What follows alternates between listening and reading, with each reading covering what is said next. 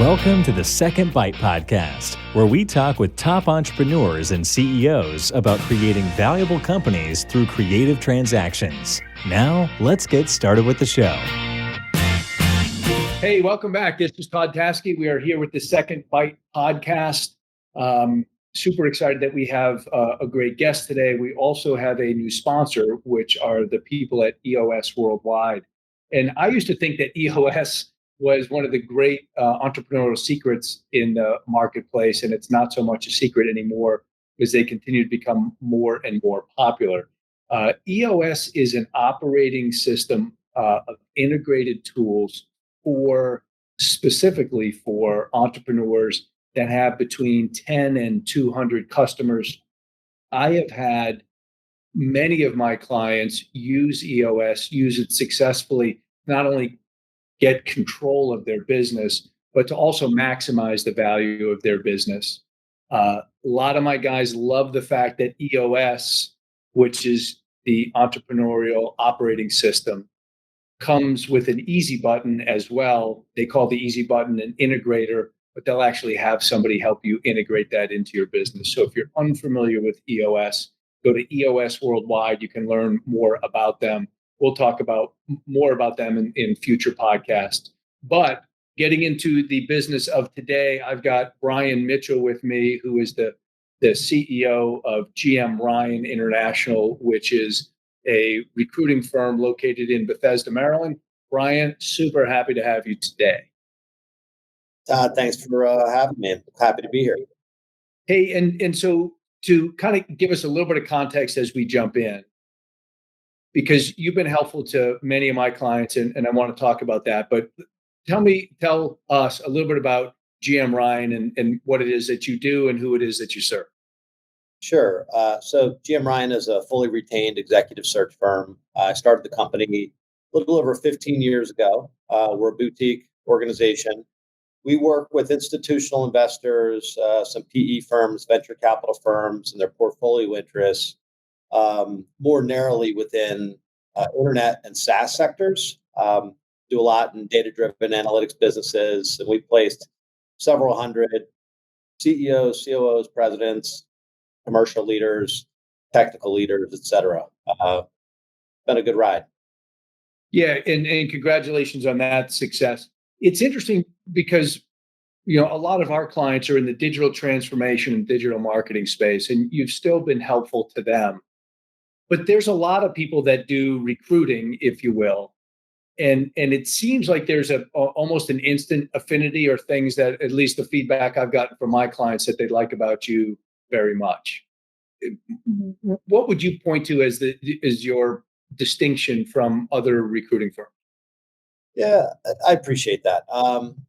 So look, we certainly have a very well-tuned, methodical process, and we take it quite seriously. And we're very research-driven. We do a lot of customization with our clients. But the reality is, we're a professional service, not dissimilar to you, really, Todd. I mean, there's a reason why your clients like to work with you and refer you, and it's because of the individual experience they have. We tend not to delegate to the junior recruiters. We tend to have a partner manage the search period. So every representation in the marketplace to every single prospective candidate, and then they're back to the client, is going to be with that partner that really owns the search. It's a much more high touch process that we have. Look, prior to getting into executive search, I ran very large sales organizations within the telecommunications industry. I did that for a dozen years. And there's a certain operational experience that you can't replicate in any other environment. And I think bringing that to bear in working with other operators of businesses, particularly entrepreneurial businesses, there's a lot of insights that I can bring that were learned before I got into recruiting, if that makes sense. It does. It does. And I think that permeates a lot of, what eventually you help clients with. So I know a lot of your clients are private equity groups or private equity backed companies. And I think typically when I think of private equity, I think of professional ownership, and professional ownership says, when we hire, especially in the services space, when we hire a senior level person, that's a critical component of where this business is going to be in a few years, right? And so those guys tend to lead themselves to making the decision that we're going to hire a retained firm. But when I think about retained search, before we met, thought a lot more that these are bigger companies, these are global companies, it's a very expensive process, on and on from there. But again, my clients are in the lower middle market, and you serve those guys a lot. Can you just talk about the evolution of how growing CEOs think about search, and kind of when they get to the point to realize a mistake is a lot more expensive than a fee would be? Yeah, so it's a great observation. I don't know that there's a hardened rule because different founder operators all look through a different lens. I do think that that there becomes a point where the risk of failure is too great, where there's maybe it's too much. They're at a standstill, and they're not scaling any further. I literally just won a search with a client on the West Coast. That they're about a $12 million business, so not huge, but about a $12 million business. They want to hire a chief revenue officer, somebody that'll lead, all commercial aspects of the business, because they've hit a bit of a stall point. The founder, CEO, and his co-founder have a lot of great connections, and they've leveraged those, and the company's doing incredibly well. But they've hit a little bit of a stall, and now they need to bring in somebody that is going to help them scale the business. So they understand that. Not every founder, I think, has a point of recognition. Sometimes something really needs to break before they might see that. I think ultimately it's really a matter of, can you continue to work whatever the same methodology is, the same process as a business that got you to where you are? Is that gonna be the same recipe to get you where you're going? And a lot of times, what's needed is an infusion of new perspective, new personnel, of new methods that are going to be innovative, disruptive, to go out and seize new revenue, new sectors, new markets. Yeah, and so let's focus on a couple of things there, because it's interesting. Again, for me, a lot of the clients in let's call it in this $5 to $20 million revenue space are hands-on founder-led CEOs. When they bring somebody in at a C level, where it's chief operating officer, revenue officer, commercial officer, whatever the case may be, they're bringing that person in with the expectation that they're going to do something different to this business. Is letting go of control to a certain degree difficult? And is there a place in there where that changes? Is the place because you got to a certain level in size, or because you just made the mental adjustment? Can you talk about that at all? Yeah. So the pattern that I'll see is it depends on how much of is it my baby. Some founders, they've maybe built up some companies from their 20s, and that's really the only organization they've had, and they've been doing it for 10 years or 15 or 20. And then to bring in somebody else they're gonna hand over the keys to, in theory, that sounds like something that they would embrace. But will they really, when that person comes in and starts figuratively, maybe even literally moving the furniture around, and all of a sudden that founder says, I like the furniture the way that it is, that never works. You have to empower that COO, CRO, whatever it is, whoever that person's going to come in and take on a significant aspect of the business. Change needs to be embraced, and it needs to start with the founder, period. So if a founder's never done that before, that might be more emotionally difficult. If they've done that a couple of times, then I think that they understand that they're much more self-aware about delegating to somebody that can do something faster, better, more efficient, and most importantly, at better scale. So how would you coach me up on that? If I'm, approximately that size, this is my first significant hire. How do I adjust myself mentally for that? Well, I think what I would do is I would start with something we just call a needs analysis, where I want to understand what are the outcomes desired.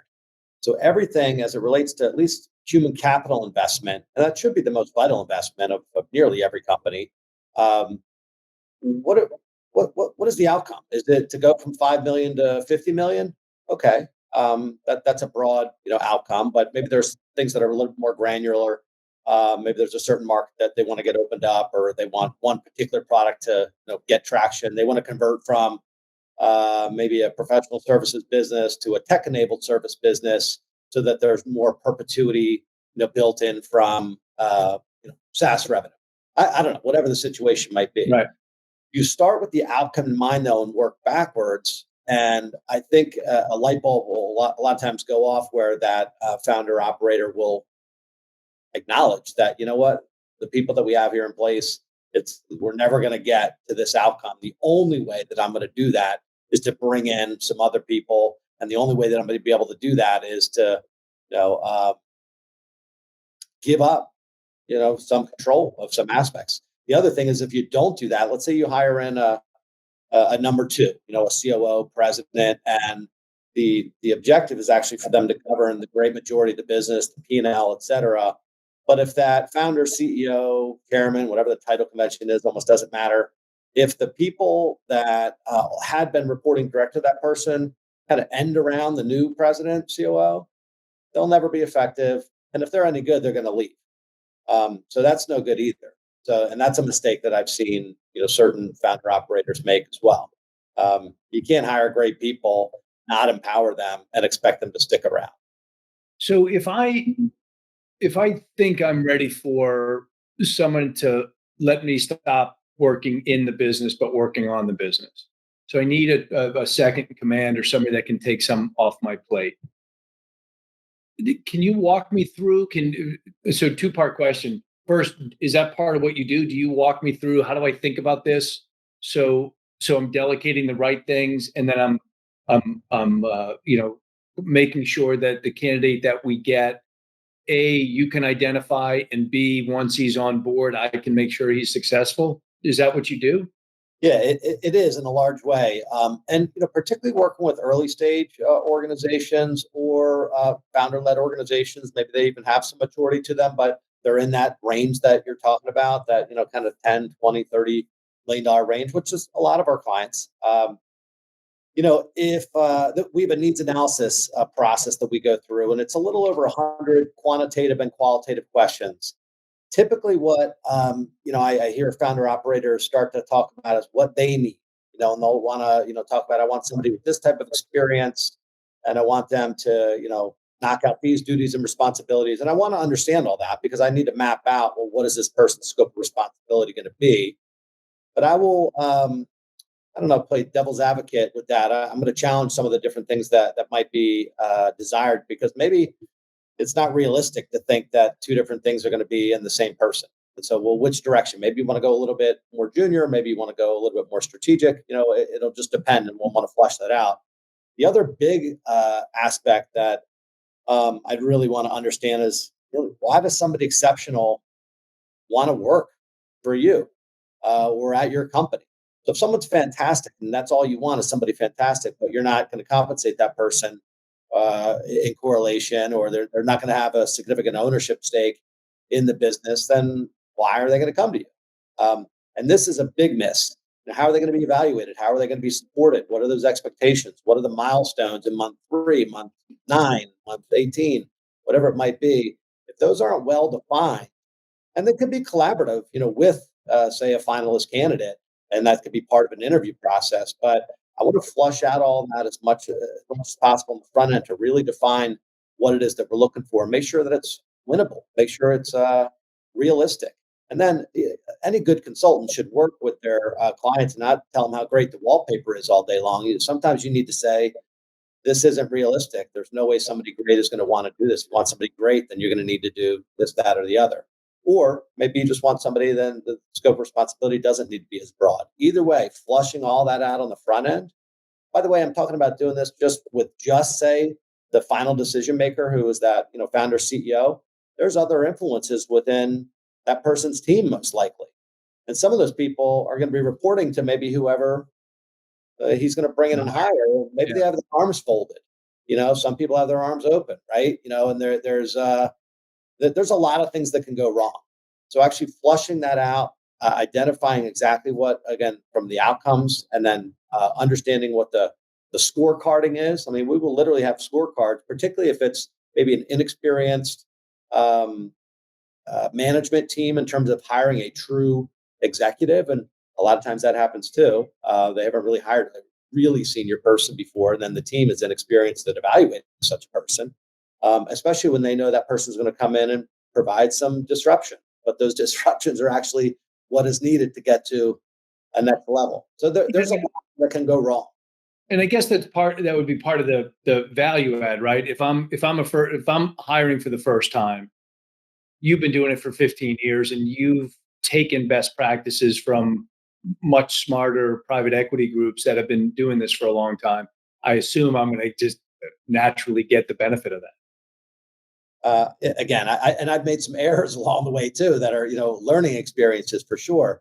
But you're right, like you said at the beginning of this, dialogue, that when PE firms come in and they kind of institutionalize process and methods, they have a playbook, right? Like if Vista takes controlling interest of a company, they come in and they dictate payroll and accounting, every single function, every single piece of reporting, and they standardize that, and it works. And it's not a choice, for that portfolio entity. They also make changes a lot of times into hiring practices. They have a lot of evaluative methods. They do testing. They also evaluate those hiring managers, and there's all kinds of different data points that they collect. I don't know that a lot of companies have the resources to be able to completely systematize the way that like a Bain or a Vista or somebody like that would come in, but there are absolutely steps that they can take to organize, and it's one of those slow down to speed up sort of investments. Sometimes you got to slow down. You got to establish some methodology and really define what it is that we're going after, and then actually implement a process to ensure that. And that can be for an individual hire, but it really should be standardized across an organization. It's interesting because when you were making your earlier comment, I thought to myself, for me, we're really effective at putting companies together. And a lot of it is because we get a really good match culturally and personality wise. If I'm the hiring CEO and the founder, do I look for a complete match of kind of culture and personality, or do I want something by choice that's a little different? That's another great question. So I'll give you an example. There's a company called Lotame, and the CEO founder is a guy named Andy Monfried, and I love him. I placed his first COO. They have a big presence outside of Baltimore, Maryland, and then they have a big presence in New York. And they're actually global. They have offices around the planet, but their two big hubs are Manhattan and Baltimore. Baltimore is primarily operations, finance, tech, and all the commercial organizations really in New York. And he's a pretty commercial CEO.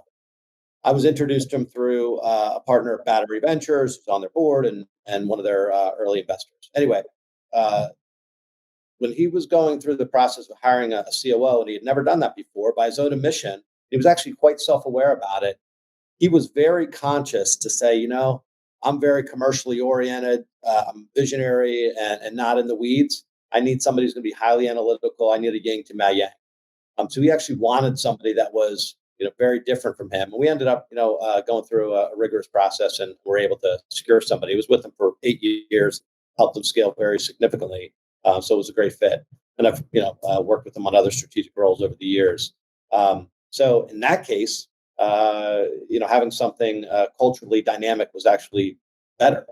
There's other situations where there's a very cohesive executive team already, and they're going to want somebody that's going to be able to come in and not be a bull in the china shop, but any disruptions would still have to be at least intellectually cohesive with the existing unit of the organization, if that makes sense. It does. When we go through a process, oftentimes our clients, when they're looking to do a transaction, will meet, 3 or 4 or 5 or 6 different potential buyers. And when they do that, after meeting them, they can really focus in on their first choice because of the way it feels. Do you find that that's the case, number one? Because and maybe you could just take me through this. If when you're engaged, you bring, I would assume, 3 or 4 or 5 prospects to fill the role. Does your A, is that part true? B, does your client say that guy's easy? I mean, does it always resonate right away? So you're 100% right that how it feels ultimately is a very significant determining factor. So all the empirical, rational, this person has this requisite experience and there's quintessential background. If there's not chemistry, it's not going to work. It's like any other relationship. So sometimes the person that might seem like that home run candidate, it's just not a right fit, for different reasons. And again, sometimes you can't fully predict that.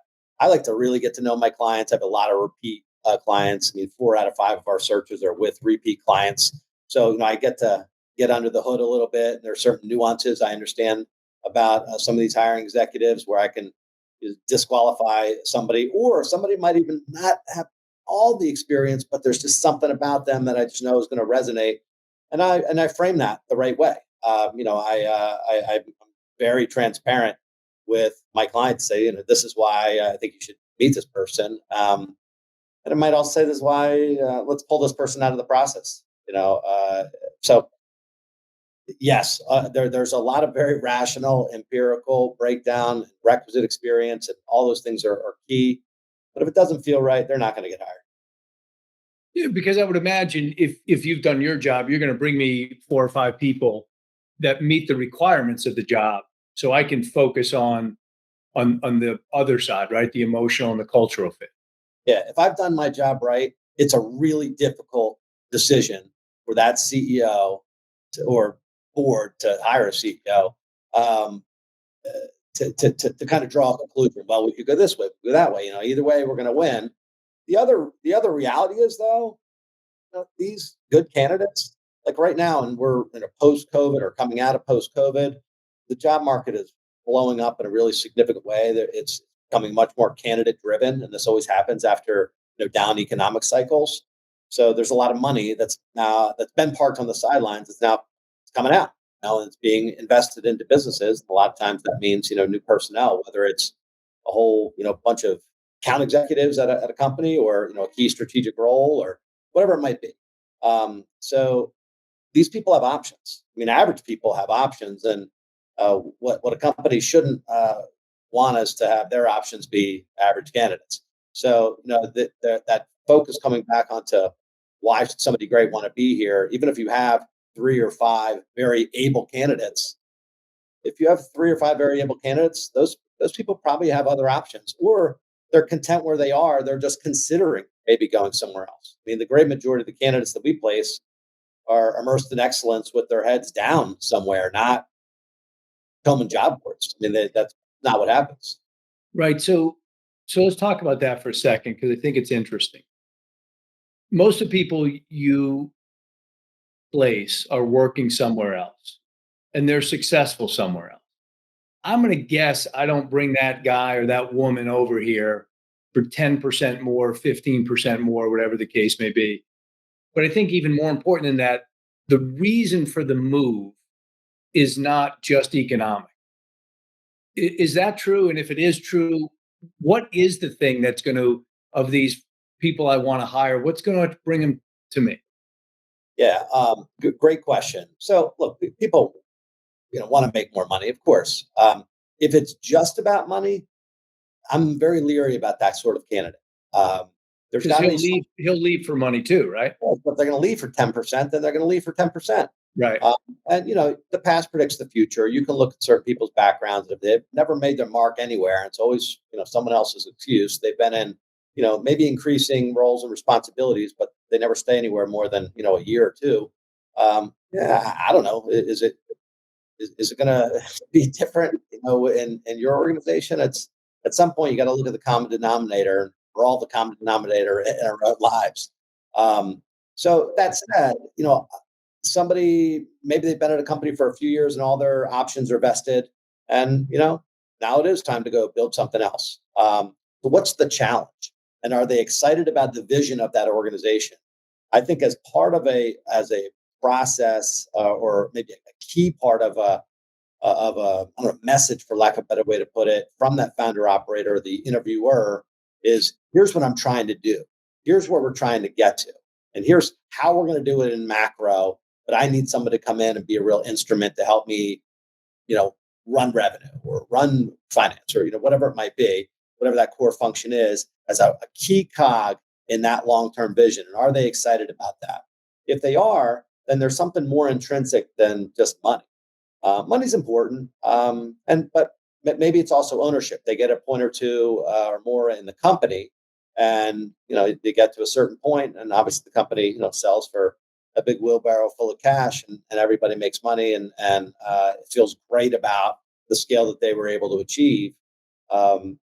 There should be things that are outside of money, for sure. And that always essentially sounds like it comes down to the vision of the company and the role that this new candidate will have fulfilling that vision.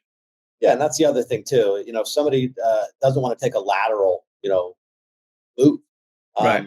somebody will go from a bigger company where maybe they're running, I don't know, $100 million division within a particular company, and then they'll go to a $20 million company, but to run everything, over revenue or marketing, again, whatever their core competence might be, or maybe CEO. That's not lateral. Some people might perceive that as being like a reduction in role, but I don't think it is at all. That's somebody that wants to broaden their skill set. They want to take on a new challenge. And so I that's another thing where if you're the hiring executive and you're trying to discern, well, how am I going to get somebody great to come over here? Yeah, you could throw money at them, and sometimes that's enough. I think ownership and empowerment and position, autonomy, giving a wider spread than wherever they are. Because again, if I'm immersed in excellence, I'm a great candidate, being paid well, I'm treated well, I'm respected. There's really no reason for me to go anywhere else. And I'm a plug and play, chief revenue officer at a $50 million software company, and then another $50 million software company or smaller says, I want to hire this person for the same role. Doesn't give them any difference in compensation, doesn't give them any difference in ownership, no difference in scope of responsibility. There's no reason for me to go. Right. So, and how do is there a trick to getting candidates to tell the truth about what they're really trying to accomplish? so I think the better candidates do tell the truth because they're marketable and they don't need the bullshit. Right.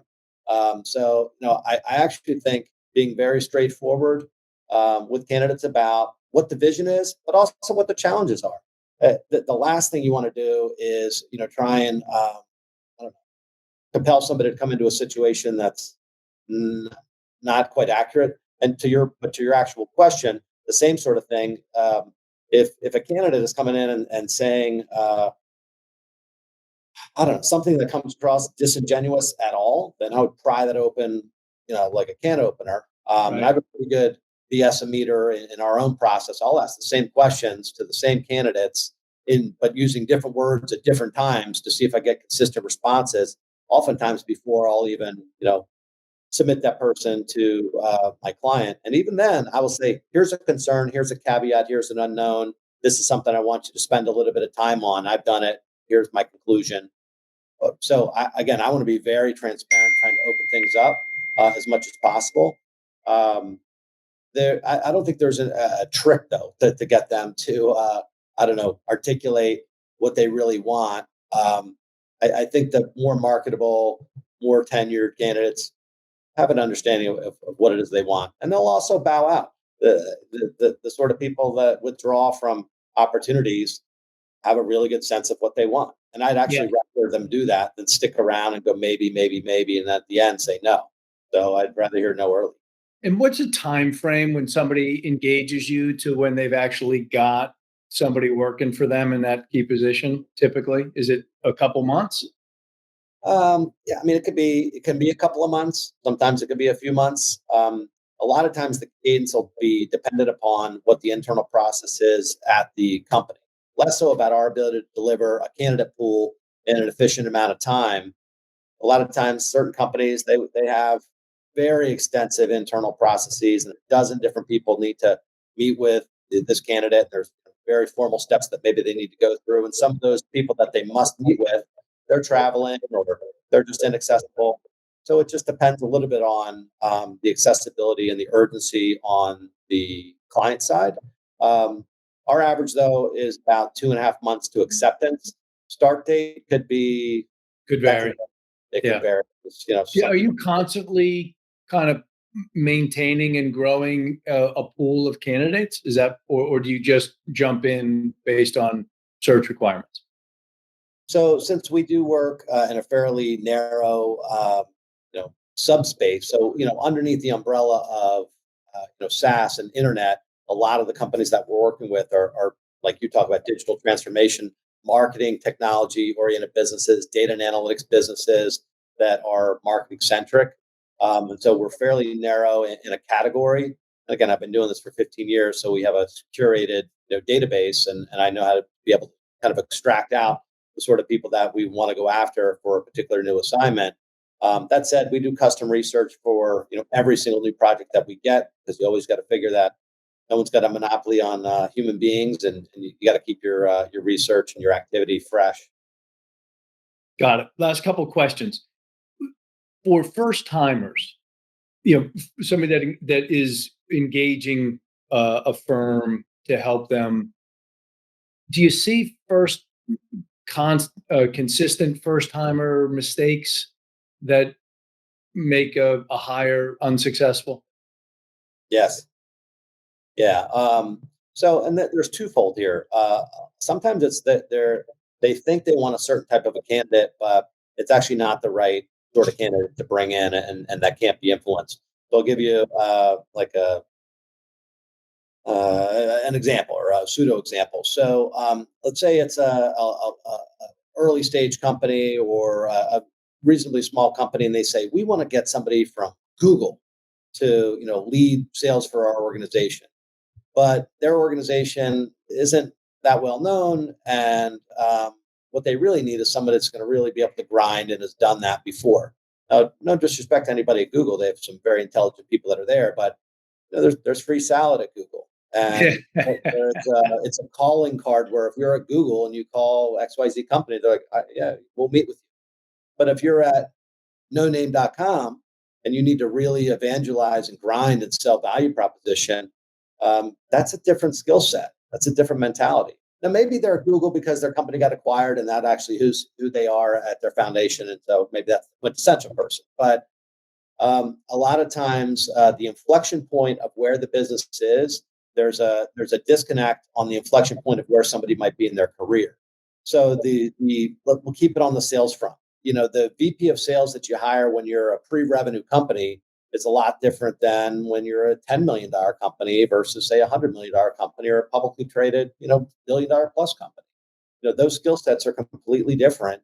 And sometimes there's a bit of a disconnect, I think, with certain founders where it's almost like an image in a press release that they're looking for versus what they really need at that particular inflection point of their business. And at the same time, the inflection point of somebody's career, let's say, I've already had 3 successful exits as a VP of sales somewhere, and I'm sitting on several $1 million, and I have the skill to go and do that again, but maybe I don't have the will to do it. So on paper, I'm probably a good candidate, but maybe just from a energy level, I'm just, my heart's not in it anymore. Yeah. So these are the sort of things that sometimes I will see kind of break down and make things set up for failure.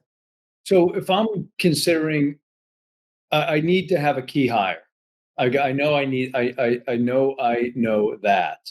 What are the key questions that I should ask myself to determine if I should engage a professional or I should try to slug it out on my own? That's a good question. So I think that there's a sense of urgency that's necessary. If I don't find the right person, what's the risk of the business? Is it a nice to have? It'd be nice to scale, or is it if I don't scale, I'm not going to evolve. If I don't resolve this problem, I don't hire a new product leader to fix, our antiquated product, um, then we're going to be dead in the water, in 2 years. Then that's urgent, and I think that the risk is just far outweighs, whatever the fee might be. So if you're, a $20 million business and the fee is going to be, I don't know, $100,000 to a third party like myself, is it worth it for that person who's has an exhaustive area of expertise in a particular category, in a particular sector, who has credibility, who can access the sort of people that, again, are not on LinkedIn, they're not on a job board at all, but you can get them to take an exploratory conversation just on the front end. That's worth an incredible amount. If that person is able to come in, ultimately get hired and does come in and resolve whatever it might be or help scale, whatever that outcome desired is. What's that worth? So it's a matter of how urgent, how important, really is it, and the risk that's involved. If it's not that important, it's just nice to have. Use your own network. Right.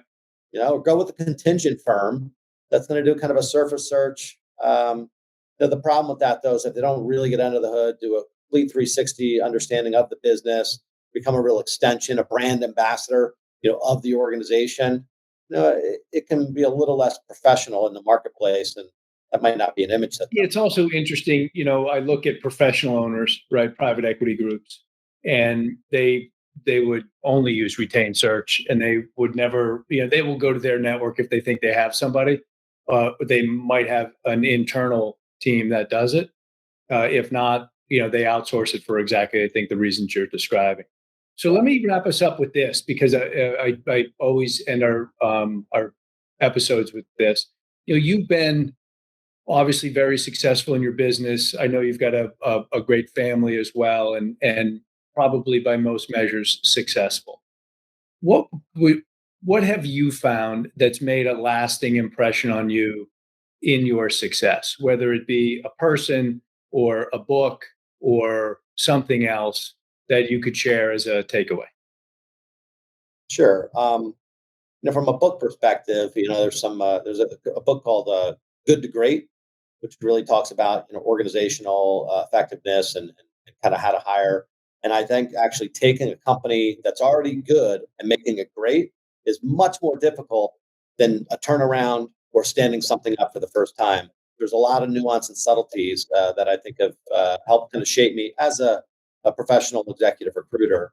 There's another one called Opening Closed Doors, which really talks about how to get to highly sought after people and do it effectively and do it in a collegial way. So from a professional standpoint, those have been two that have been significant. I've had some great influences, certainly professionally in my life. I really had to, look to somebody that's influenced me the most. I look at my father. He, was not a business person. He worked for the National Security Agency, but he grew up very poor and kind of, first person to get himself out of college in his family, got a full academic scholarship, raised a middle class family after coming out of poverty. Not something he talked a lot about, but it's always just been in the back of my mind that self actualization and just plain old determination is something that I think most people that are very successful in life have, and I've tried to emulate that. Well, it's great to have an example in your life that is that close to you in your life. So that's a nice one. All right, so I'll wrap us up here. First of all, I think this was helpful. It's one of those, getting the right people on the bus and then in the right seat in the bus, as they talk about in Good to Great, doesn't just it doesn't just happen, right? It's guys like you operating behind the scenes that help make that happen for organizations, and I appreciate you sharing what it takes to make that be a successful endeavor. So thank you for your time. To reach you, they can go to gmryan.com. I know they can also find you, Brian Mitchell, on LinkedIn. What other ways can people reach you if they need to? So Todd, thanks so much for having me. I enjoyed it. I always enjoy talking with you and even this formal environment. So yeah, my email is just mitch@gmryan.com.